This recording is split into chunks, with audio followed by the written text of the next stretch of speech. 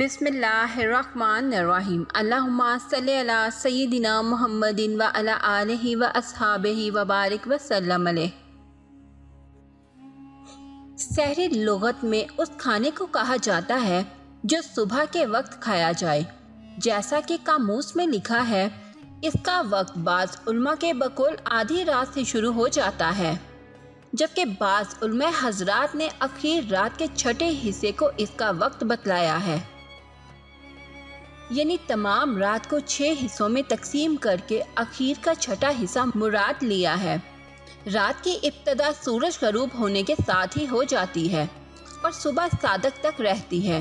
مثال کے طور پر اگر غروب آفتاب سے لے کر صبح صادق کے طلوع ہونے تک 12 گھنٹے بنتے ہوں تو اخیر کے 2 گھنٹے سحر کا وقت کہلائے گا، اور ان 2 گھنٹوں میں بھی تاخیر سے سحری کرنا اولا و افضل ہے۔ ہاں، اتنی تاخیر نہیں کرنی چاہیے کہ روزے کا وقت ختم ہونے یا نہ ہونے میں ہی شک پڑ جائے۔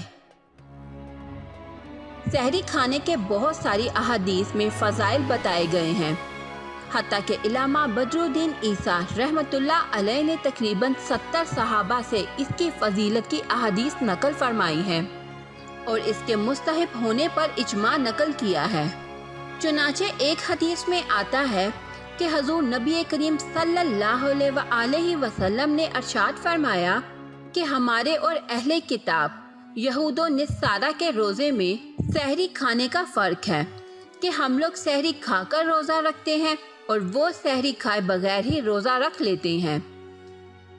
ایک دوسری حدیث میں آتا ہے کہ حضرت ابن عمر رضی اللہ تعالیٰ عنہ سے روایت ہے کہ حضور اکرم صلی اللہ علیہ وآلہ وسلم نے ارشاد فرمایا، اللہ اور اس کے فرشتے سحری کھانے والوں پر رحمت نازل فرماتے ہیں۔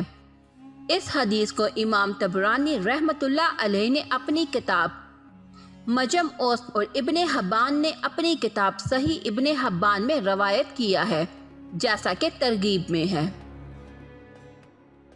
ایک اور حدیث میں حضرت محمد صلی اللہ علیہ وآلہ وسلم کا ارشاد مروی ہے کہ 3 چیزوں میں برکت ہے۔ نمبر 1 جماعت میں، نمبر 2 سرید عربوں کا ایک خاص قسم کا کھانا، نمبر 3 سحری کھانے میں۔ اس حدیث میں جماعت سے عام جماعت مراد ہے، نماز کی جماعت اور ہر وہ کام جس کو مسلمانوں کی جماعت مل کر کرے کہ اللہ کی مدد اس کے ساتھ فرمائی گئی ہے، اور سرید گوشت کی پکی ہوئی روٹی کہلاتی ہے جو نہایت لذیذہ کھانا ہوتا ہے۔ تیسری چیز سحری ہے۔ فضائل رمضان۔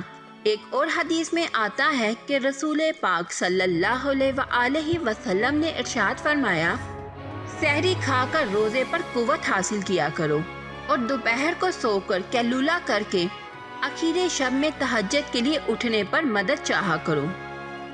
فرینڈز، اگر آپ لوگوں کو میری یہ ویڈیو اچھی لگی ہو تو اپنے دوستوں کے ساتھ شیئر اور لائک ضرور کریے گا، اور اس طرح کی مزید اچھی ویڈیوز دیکھنے کے لیے ہمارے چینل کو سبسکرائب کریں۔ ملتے ہیں نیکسٹ ویڈیو میں۔ اللہ حافظ۔